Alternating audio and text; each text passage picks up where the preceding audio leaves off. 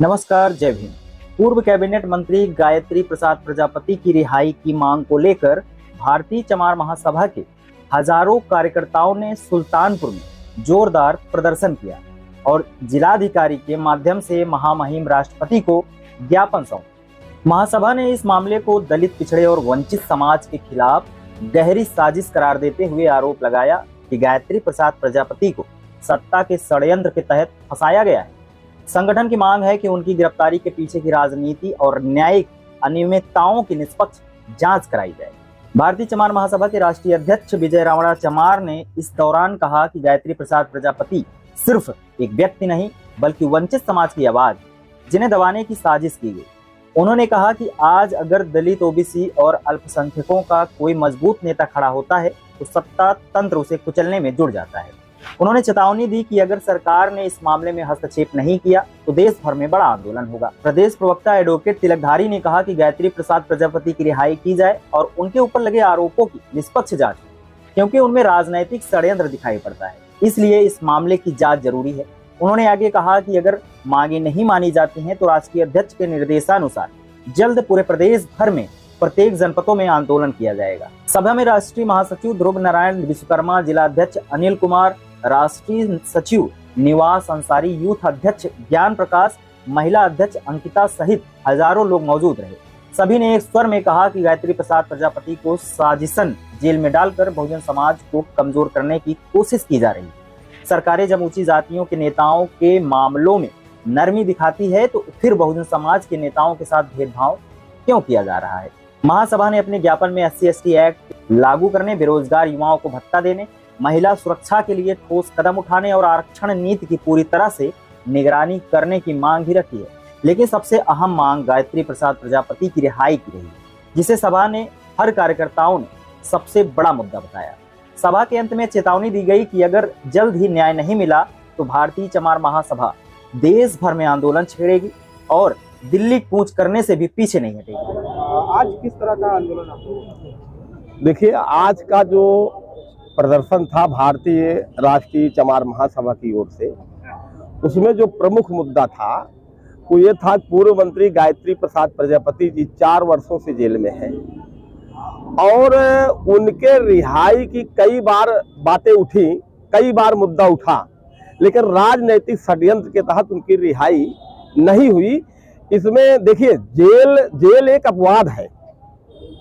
कानूनी तौर पर किसी भी व्यक्ति को, किसी भी आरोपी को जेल में रखना एक अपवाद है। रिहाई जो है उसके जेल से बाहर रहने का उसका अपना अधिकार है, परंतु 4 वर्षों से गायत्री प्रसाद प्रजापति जी जेल में निरुद्ध है। उनकी आज तक राजनीतिक बू की वजह से, राजनीतिक षड्यंत्र की वजह से रिहाई नहीं हो पाई। तो आज जो ये प्रदर्शन हुआ हमारा, उसमें सबसे बड़ा मुद्दा यही था कि उनकी रिहाई की जाए। राजनीतिक स्तर पर जो षड्यंत्र किया गया है उसको अलग करके उनके रिहाई, उनके न्यायिक स्तर पर पुनर्विचार करके उनकी न्यायिक अभिरक्षा में जो रखे गए हैं उनको रिहा किया जाए। ये सबसे बड़ा मुद्दा था। आपको लगता है आपके आंदोलन करने से उनकी रिहाई हो जाए? भाई देखिए, लोकतंत्र है, लोकतंत्र में आंदोलन से तो अंग्रेज भाग गए। भारत देश के अंदर जो 400 साल तक राज कर रहे थे, मुगल राज कर रहे थे, वो भाग गए आंदोलन से। तो आंदोलन तो बहुत बड़ी चीज है। लोकतंत्र में बाबा साहब ने जो संविधान बनाया था, उस संविधान के तहत आंदोलन करना जो है हमारा अधिकार है, हमारा मौलिक अधिकार है, हम आवाजें उठाना। अहम सवाल है कि जो गायत्री प्रसाद प्रजापति है वो मौके पे उनको सजा हो चुकी है, ऐसे में उनकी रिहाई की मांग है। रिहाई यही तो बता रहा है, सजा अंतिम दर्जे तक हो गई तो नहीं है, सजा लोकल स्तर पर हुई है, आगे व्यवस्थाएं हैं। तो क्या हम, जब तक हम लड़ाई लड़ पा रहे हैं सुप्रीम कोर्ट तक, यहाँ तक कि महामहिम राष्ट्रपति भी इस चीजों को समाधान करने के लिए स्वतंत्र है, उन संविधान में व्यवस्था दी गई है, तो अंतिम दर्जे तक लड़ने के लिए व्यक्ति को छूट मिली हुई है। अगला कदम क्या है? अगला कदम ये है कि हमारे राष्ट्रीय अध्यक्ष विजय राणा चमार ने जो उद्घोषणा किया है कि अभी लोकल स्तर पर ये प्रदर्शन है, इस प्रदर्शन की आवाज अगर शासन तक नहीं पहुंचती है तो हम हर जिले में प्रदर्शन करेंगे। हमारा जो अधिवेशन होगा हर जिले में होगा, हर जिले में प्रदर्शन होगा और प्रदर्शन के माध्यम से हम उनकी रिहाई की मांग करेंगे। इसके अतिरिक्त और तमाम मांगे हैं, जैसे SC/ST एक्ट है।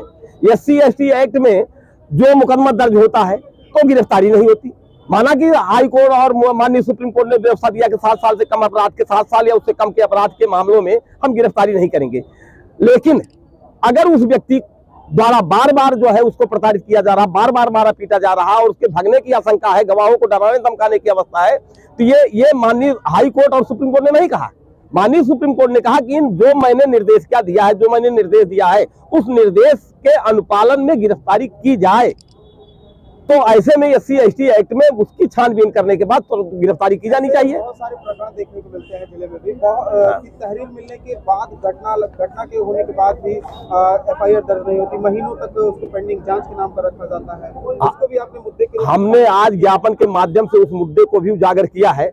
अभी 10 दिन पहले हम लोगों ने जिला SP साहब को एक ज्ञापन दिया था जिसमें बाबा साहब पर गलत टिप्पणी की गई थी, उस पर भी अभी तक कोई मुकदमा पंजीकृत नहीं किया। हमने ज्ञापन के माध्यम से उसको भी उस मुद्दे को उठाया था कि उस पर कोई कार्रवाई नहीं की गई। अगर मुकदमा नहीं पंजीकृत किया जाता, उसको जेल नहीं भेजा जाता है तो आगे हम कार्रवाई करेंगे, आगे हम आंदोलन करेंगे, व्यापक आंदोलन करेंगे। इस प्रदर्शन से साफ हो गया कि बहुजन समाज अब चुप बैठने वाला नहीं है, बल्कि अपने हक के लिए सड़क से संसद तक लड़ाई लड़ेगा। इस पर आपकी क्या राय है, कमेंट बॉक्स में लिखना ना भूलें। बने रहिए बहुजन प्लेनेट के साथ। बहुत बहुत धन्यवाद।